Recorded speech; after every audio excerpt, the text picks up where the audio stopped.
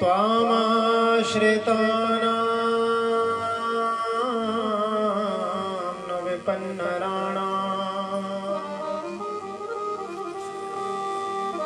त्वामाश्रिताः याश्रयतां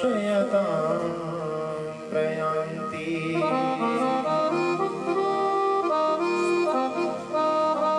श्रीचन्द्रदेवं शिवमम्बद्वितीयम्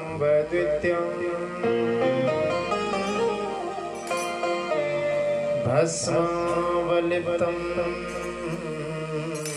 शशिशुभ्रवर्णम्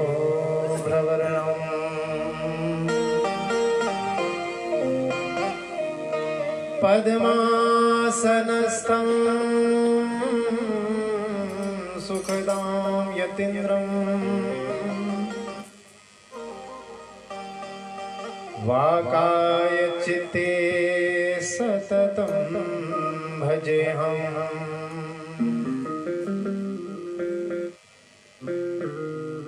भगत भगति भगवन्त गुरु चतुर्नाम वपु एक इनके पद वंदन करूं नाशत विघ्न अनेक।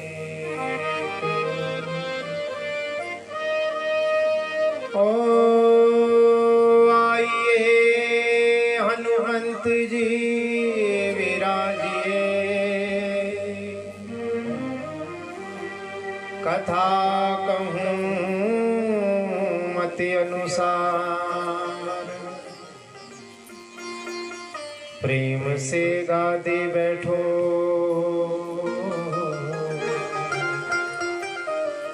आइए पवन कुमार।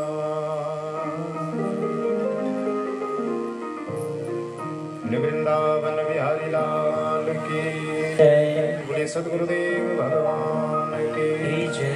श्रीमद् भागवत महापुराण की जय। जय जय श्री राधेश्याम।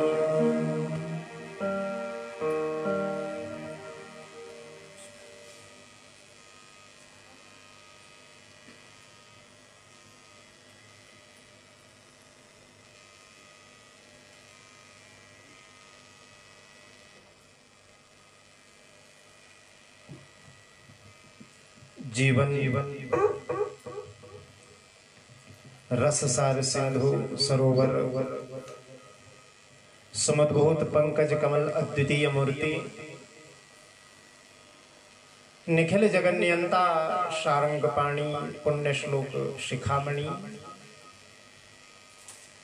अखंड चिन्मयी दृष्टि से युक्त शुद्ध सत्वमय सर्वज्ञ परमात्मा स्वरूप निर्विकार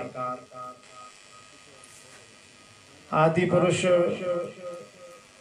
षडेश्वर से संपन्न तीनों गुणों के अधिष्ठाता सुखदायक दया के समुद्र शरणागत वत्सल भक्त वत्सल भक्तवांछा पारिजात कल्पतरु नंदनंदन यशोदा नंदवर्धन चित्तचोर माखन चोर कृष्ण कन्हैया लाल जो महाराज। बोले कृष्ण कन्हैया लाल की। और इन्हीं वेद वेदांत विद्यानंद कंद श्री कृष्ण चरण मकरंद मिलिंद महानुभाव के वांग में प्रतिमूर्ति श्रीमद् भागवत महापुराण। बोली श्रीमद् भागवत महापुराण की। प्रातः स्मरणीय अर्चनीय वंदनीय पूजनीय श्री गुरु चरणारविंदों में नमन करते हुए भूत भावन भगवान भोलेनाथ शंकर भगवान का आवाहन करते हुए वाणी के अधिष्ठात्री देवी मां सरस्वती के चरणों में वंदन करते हुए वो मां सरस्वती भगवती जगदम्बा परा पश्यंती मध्यमा बैखरी वर्ण रूप से सदैव जो हमारे जिह्वा हृदय और कंठ में विराजमान रहती हैं, उन जगदम्बा के चरणों में हम वंदन करते हैं। मां से प्रार्थना करें कि वो जगदम्बा हमें कथा कहने की और हम सभी को कथा श्रवण करने का सामर्थ्य प्रदान करें। बोले जगदम्बा मैया की। और बंधुओं, रिपीट कम करो थोड़ा सा। इस धराधाम पर जो प्रत्येक जीव के लिए साक्षात शिव और शक्ति का स्वरूप होते हैं, जो मेरे मार्गदृष्टा, मेरे पथ प्रदर्शक भी हैं, ऐसे मैं अपने माता पिता के चरणों में वंदन करता हूँ। मंडल पर आवाहित स्थापित समस्त 33 कोटि देवी देवताओं के चरणों में प्रणति पुष्पांजलि। देवता देवधार जी महाराज, कुलिष्ट देवता खथेश्वर भगवान खथेश्वर जी महाराज, माता बगलामुखी 22 टीका महाराज, जुनगा देवता, ग्राम देवता, स्थान देवता, इष्ट देवता, समस्त देवी देवताओं के चरणों में प्रणति पुष्पांजलि अर्पित करते हुए उपस्थित समस्त ब्राह्मण वृंद, विद्वत वरेण्य, ज्येष्ठ श्रेष्ठ और समुपस्थित समस्त यजमान परिवार और आप सभी के हृदय में विराजमान मेरा गोविंद बोल गोविंद भगवान की। आइए, जो सुंदर सुअवसर प्राप्त हमें हुआ है उसका संपूर्ण लाभ उठाते हुए भाव से कहते हैं, कथा को प्रेम से श्रवण करना और भाव से श्रवण करके कथा को हृदयंगम करना। बोलो गोविंद भगवान की। बड़ा प्यारा भाव है श्रीमद् भागवत महापुराण का। के भाग्योदयेन बहुजन्म स्मरजितेना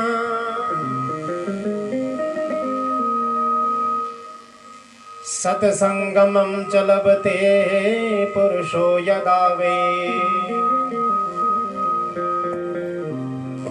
अज्ञान हेतु कृत मोह मदांधकारम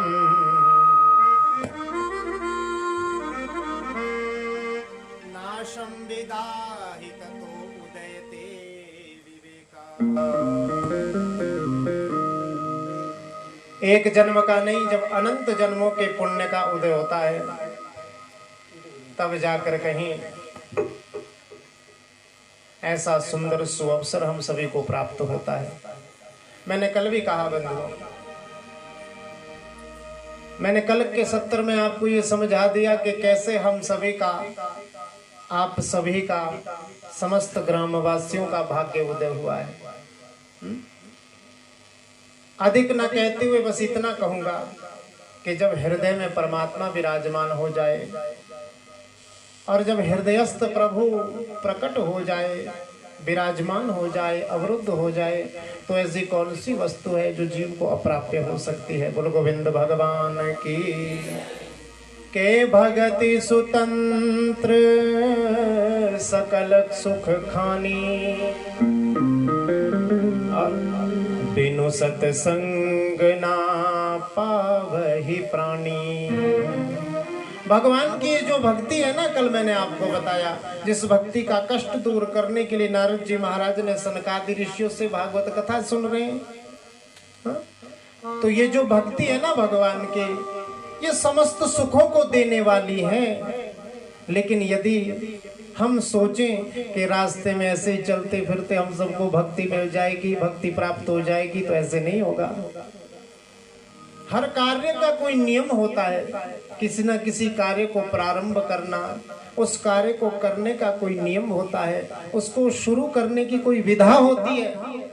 ऐसे ही यदि भक्ति को हृदय में बिठाना है तो गोस्वामी तुलसी बाबा कह रहे हैं कि बिनु सत्संग न पावहि प्राणी। उस भक्ति को बिना सत्संग के हम सब प्राप्त नहीं कर सकते। उस भक्ति को यदि प्राप्त करना है तो सत्संग से बड़ा और कोई साधन नहीं है। और इस मन को सत्संग में लगाना है, क्योंकि भागवत जी में कहा गया, मन एव कारणम जीवस्य बंधन मोक्षयो। जो हमारा मन है ना, ये जो हमारा मन है, मन रूपी भूत, यही जीव के बंधन और मोक्ष का कारण है। मन को संसार में लगा दिया तो बंधन हो गया, मन को परमात्मा से जोड़ लिया तो मोक्ष हो गया। मन ही तो कारण है। इसलिए हम कहते हैं बंधुओं कि इस मन को यहाँ रखना। यदि मन यहाँ है तो कथा भी यहीं पर है, यदि मन यहाँ नहीं है तो फिर तो शिमला का माल रोड़ी नजर आएगा। महाराज बोलो गोविंद भगवान की। इसलिए हम कहते हैं कि भाग्य न बहु जन्म से। मन कैसा है? भूत की तरह है शास्त्री जी। मन एक व्यापारी था, सेठ साहब थे, तो बाल बच्चेदार हो गए। पत्नी का असमय देहांत हो गया। और शास्त्र तो कहता ही हमारा, न गृहम गृहम मित्याहु गृहणीम गृहम उच्यते। तो घर तभी तक होता है महाराज जब घर में गृहिणी है। यदि घर में गृहिणी नहीं तो घर घर नहीं है महाराज, क्योंकि गृहिणी से ही घर होता है। बेचारी मर गई। अब व्यापारी के ऊपर, इसके ऊपर बड़ी जिम्मेवारी आ गई। सेठ जी के ऊपर बच्चों को पाठशाला भेजना है, हर कार्य करना है, अपना काम भी करना है, जीवनचर्या चलानी है महाराज। बहुत समय बीत गया, वर्षों काफी बीत गए। तो एक दिन सेठ जी घूमते घूमते बद्रिकाश्रम की ओर जा रहे थे, बद्रीनाथ। रास्ते में एक बाबा जी मिल गए। बाबा जी ने सेठ जी का चेहरा देखा, कहा सेठ जी बड़ी चिंता में हो, क्या बात है? सेठ जी ने कहा महाराज क्या महाराज बताएं महाराज, अपना दुख किस किस के पास रोए, पर आप महात्मा हैं, आप संत हैं, आपने पूछ लिया तो आप सर्वदर्शी ही होंगे जो आपने मेरा मुख देखकर मुझे बता दिया कि मैं कष्ट में हूं। तो बोले महाराज मेरी की चिंता है, काम बहुत रहता है, बड़ा ही व्यस्त जीवनचर्या है, दिनचर्या है मेरी, सभी कामों का कार्यों का बोझ इतना रहता है। ऐसा कोई मंत्र बता दीजिए, ऐसा कोई तंत्र बता दीजिए, शीघ्र सिद्धि का मंत्र कोई मुझे दे दीजिए जिससे मेरे काम जल्दी जल्दी हो जाए। बाबा जी ने कहा भैया जल्दी तो जिनको जल्दी थी वो तो चले गए, अब तुझे जल्दी लगी है तो भूत का मंत्र है सबसे बढ़िया। तो हाँ आजकल तो ऐसा ज्यादा चल रहा है ना, ये फेसबुक पे आते रहते हैं, कभी इंस्टाग्राम पे किसी उस पे आते रहते हैं कि ये मंत्र करिए जी आपको ऐसा होगा वैसा होगा। अब इसने भी वो बाबा जी से भूत का मंत्र ले लिया, भूत का मंत्र। अब देख भैया ऐसा करना, कृष्ण पक्ष की प्रतिपदा से और कृष्ण पक्ष की अमावस्या तक तुझे इसका जाप करना है। अमावस्या वाले दिन भूत प्रकट होगा, उससे वचन ले लेना, उससे वचन ले लेना, कुछ बलि प्रदान कर देना, कुछ विधि होगी बता दी सारी, कहा उससे वचन ले लेना, उससे संकल्प ले लेना कि तू मेरा काम करेगा। बोले ठीक है महाराज। और बड़ी निष्ठा से बेचारे इस व्यापारी ने भूत का मंत्र जापा। हाँ कोई महात्मा भगवान का मंत्र दे दे उसमें निष्ठा नहीं होती हमारी। हमारे को पता है कि भूत के मंत्र से जल्दी सिद्धि प्राप्त होगी, इसलिए उसमें ज्यादा निष्ठा दिखाते हैं। उसने भी उसमें ज्यादा निष्ठा दिखाई, भूत प्रसन्न हो गया, अमावस्या वाले दिन प्रकट हो गया। बोले बोल क्या इच्छा है तेरी? बोले महाराज मैं तुझे जो भी काम दिया करूं मेरा वो काम कर दिया करना। बोले गोविंद भगवान की। बोले काम तो मैं तेरा कर दूंगा पर मेरी एक शर्त है। बोले क्या? शर्त यही है कि मैं खाली नहीं बैठ सकता, मुझे कोई ना कोई काम देते रहना। यदि मैं खाली बैठा रहा, मेरे पास कोई काम नहीं होगा तो मैं तुझे ही खा जाऊंगा। क्या समझे बात को? कि मेरे पास यदि कोई काम नहीं होगा, कौन कह रहा है? भूत कह रहा है। कह रहा है कि मेरे पास काम नहीं होगा तो मैं तेरे को खा जाऊंगा। बोले मेरे पास बहुत काम है, तू चल। ले गया घर को। अब व्यापारी जो काम देता महाराज, भूत उसको एक क्षण में कर देता। अगला काम देता, जितनी देर में व्यापारी कुछ करता, खाना बनाता, बच्चों को तैयार करता, उतने भूत सारा काम करके आ जाता। अब दिन पर दिन इसका काम भी ठीक चलता रहा, काम भी बढ़ता रहा, लेकिन अब इसको एक समस्या होने लगी। काम देते देते पूरा दिन का तो काम एक ही क्षण में, कुछ ही क्षणों में कर देता, काम सारा समाप्त हो गया। भूत ने कहा कि जल्दी दे, काम नहीं तेरे को खाऊंगा। बोले ऐसा कर, तू ऐसा कर, बाजार में चला जा, बाजार से कुछ सब्जियां और कुछ फल लेकर आ, पर थोड़ा समय लगा कर आना। बोले ठीक है महाराज। उतनी देर में भागा भागा व्यापारी गया बाबा जी के पास। बोलो गोविंद भगवान की। बाबा जी के पास फिर पहुंचा, बाबा जी से कहने लगा महाराज इस भूत से पीछा छुड़ाओ मेरा। ऐसा ही होता है ना, पहले कर लेते हैं फिर बाद में सोचते हैं कि बड़ा क्या ले लिया, पंगा मोल ले लिया अपने माथे पे, अपने सिर पे। फिर जब वो व्यक्ति नहीं रहता तो फिर उसका परिवार भोगता है, फिर वो परिवार में उसके बच्चे भोगते हैं, पर कोई ना कोई कष्ट परिवार पर चला ही रहता है। इसने सोचा कि ये गड़बड़ है महाराज, बाबा जी के पास फिर जाओ। बाबा जी से कहा महाराज बहुत इसको उठाओ पर, ये मेरे बस की बात नहीं है। बोले क्यों, तू तो बड़ी खुशी से गया था भैया, तेरे काम, बोले काम तो कोई चिंता नहीं महाराज, काम तो कर देता, पर मेरे काम ही खत्म हो गए, मैं क्या करवाऊं इससे, बस इससे पीछा छुड़वाओ महाराज। बोले छोड़ेगा आज के बाद? बोले जरूर छोड़ूंगा महाराज। तो ऐसा कर, अब तूने इसकी मंत्र की तो सिद्धि कर ली है, वचन भी तूने इससे ले लिया, अभी वापस जा नहीं सकता। हाँ तो ऐसा कर, अपने आंगन में एक 20 हाथ का बांस का डंडा गाड़ दे, और जब तेरा वो भूत काम करके आए तो उस भूत से कहना कि जब मेरे पास काम ना हो तो इस डंडे में ऊपर चढ़ा करना और ऊपर से नीचे उतरा करना वाला। बोल गोविंद भगवान की। क्या क्या करना? ऊपर चढ़ना और ऊपर से नीचे उतरा करना। बोले ठीक है महाराज। घर पहुंचा, भूत से काम करवाया, भूत से कहा कि मेरे पास कोई काम नहीं है, जब तक मेरे पास काम नहीं होगा तब तक इसमें ऊपर चढ़ और ऊपर से नीचे उतरा कर। युक्ति से मुक्ति महाराज, युक्ति से ही तो मुक्ति प्राप्त होती है। ऊपर चढ़ता रहा, ऊपर से नीचे उतरता रहा। इस व्यापारी को भी सुख प्राप्त हुआ। इसने महाराज जी का धन्यवाद भी किया और अपने आप को कोसने लगा कि इतने दिनों तक यदि मैं भगवान का भजन करता, भगवान का नाम जप करता तो कुछ और फल प्राप्त होता, पर चलो संतों की बड़ी कृपा है, इनकी कृपा से मैं आज इस भूत से मुक्त हुआ। बोलो गोविंद भगवान की। कहने का क्या मतलब है, क्या तात्पर्य है? कथा तो सुन ली, पर कथा में किसी न किसी रूप में एक शिक्षा व्याप्त रहती है। इस कथा से हमें क्या शिक्षा मिलती है कि भैया ये जो मन है ना, मन, ये मन भी भूत की तरह है। कैसा है? भूत की तरह है। यदि इसको हम कोई काम नहीं ना देंगे तो ये हमको ही खाएगा, हमारा ही शोषण करेगा, हमारी इंद्रियों का शोषण करेगा, हमारे मन का शोषण करेगा।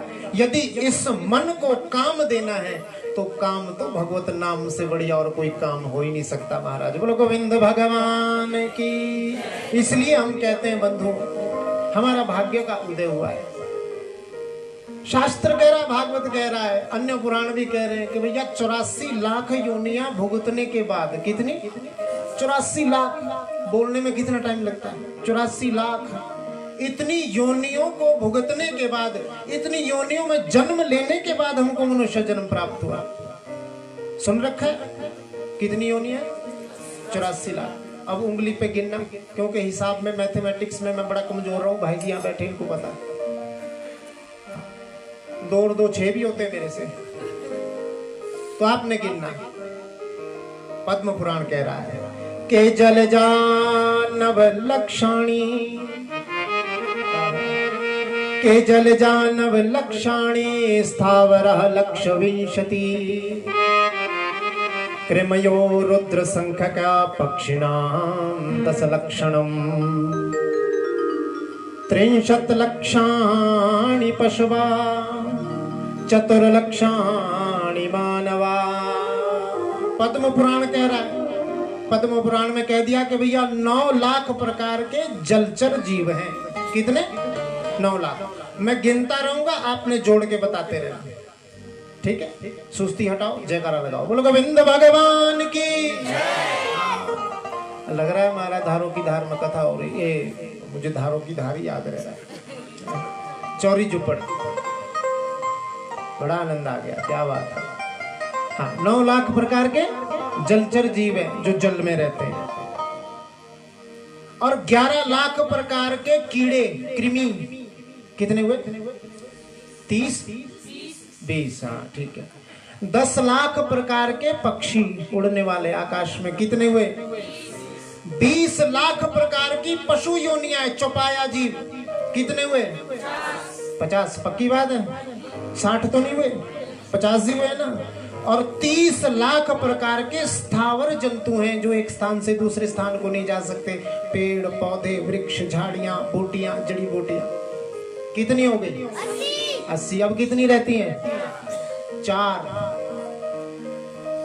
तो बंधुओं, पद्म पुराण कह रहा है कि 4 लक्षाणि मानवा, 4 लाख प्रकार की मनुष्य योनियां हैं। आई बात समझ? नहीं आ रही बात? कैसे 4 लाख प्रकार के? 2-4 ही गिनवाऊंगा, ज्यादा नहीं। कभी चाइनीज बन गए, कभी अमेरिकन बन गए, कभी वेस्ट इंडीज वाले बन गए, कभी वन में रहने वाले, जंगलों में रहने वाले क्या वनवासी बन गए, कोल भील बन गए, कभी कुछ बन गए। द्विजादन्य में जन्म हुआ, उसके बाद भगवत कृपा से वैश्य वंश में जन्म हुआ। वहां पर अच्छे चातुर्वर्ण्यमया सृष्टम गुण कर्म विभाग, गुण और कर्मों के अनुसार, भगवान की कृपा के अनुसार और भगवान के वचनों के सुना, शास्त्रों के अनुसार अपना जीवन चलाया। क्षत्रिय वंश में जन्म मिला। वहां पर भी भगवत कृपा से भगवान का भजन किया, भगवान का भजन करके ब्राह्मण वंश में जन्म लिया। उस कुल में आकर भगवान की कृपा हुई, शास्त्रों का अध्ययन किया, वेदों का अध्ययन किया, गुरु का सानिध्य किया, भगवत भक्ति की तो भव से पार हो गए, और यदि नहीं की तो फिर बनने को तैयार हो जाना। 9 लाख बार पानी में रहोगे समुद्र में। कितनी बार? 9 लाख बार पानी में रहोगे। हाँ जी।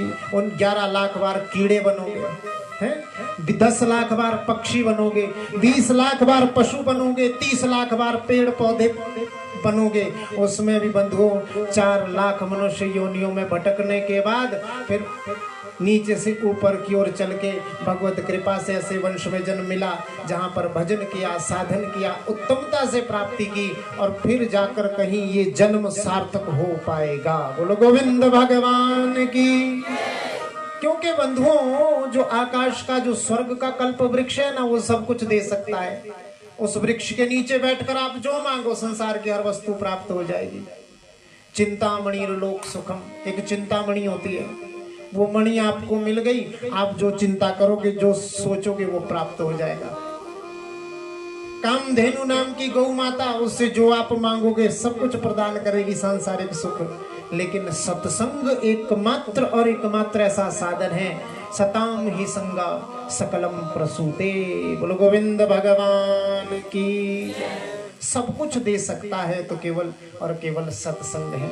इसलिए बंधु हम कहते हैं इस कलयुग में हरि नाम का ही सहारा है जितना हो। इस मन की तृष्णा को यदि मिटाना चाहते ना तो क्या कहना है? तृष्णा, तृष्णा को हटा के आगे क्री लगा देना। क्या कहना? जोर से बोलो, और जोर से। कृष्णा के जो तू मिटाना चाहे जीवन की तृष्णा,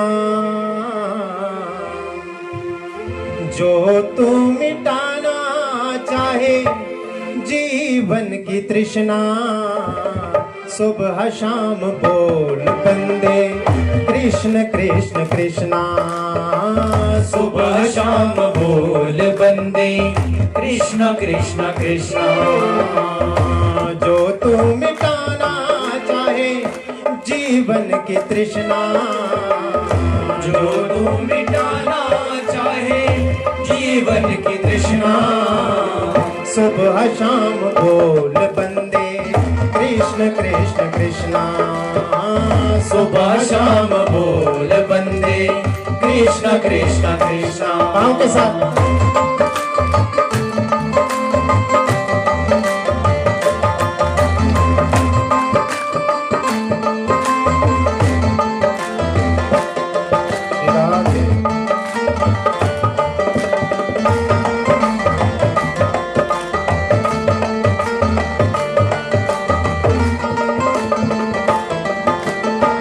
कृष्ण नाम पावन पावन, कृष्ण नाम प्यारा प्यारा। कृष्ण नाम पावन पावन, कृष्ण नाम प्यारा प्यारा। कृष्ण नाम पावन पावन, कृष्ण नाम प्यारा प्यारा। कृष्ण नाम पावन पावन, कृष्ण नाम प्यारा प्यारा। जो न बोले कृष्णा कृष्णा जग में वो हारा हारा। जो न बोले कृष्णा कृष्णा जग में वो हारा हारा। मन का मिटे अंधियारा हो, मन का मिटे अंधियारा। बोल कृष्ण कृष्णा सुबह शाम बोल बंदे कृष्ण कृष्ण कृष्ण कृष्ण सुबह शाम बोल बंदे कृष्ण कृष्ण कृष्ण जो तू मिटाना चाहे जीवन की तृष्णा जो तू मिटाना चाहे जीवन की तृष्णा सुबह शाम बोल बंदे कृष्ण कृष्ण कृष्ण सुबह शाम बोल बंदे कृष्ण कृष्ण कृष्ण भाव के साथ कथा सुनने में हमारा मन लगे, भाव से गाओ, प्रेम से गाओ।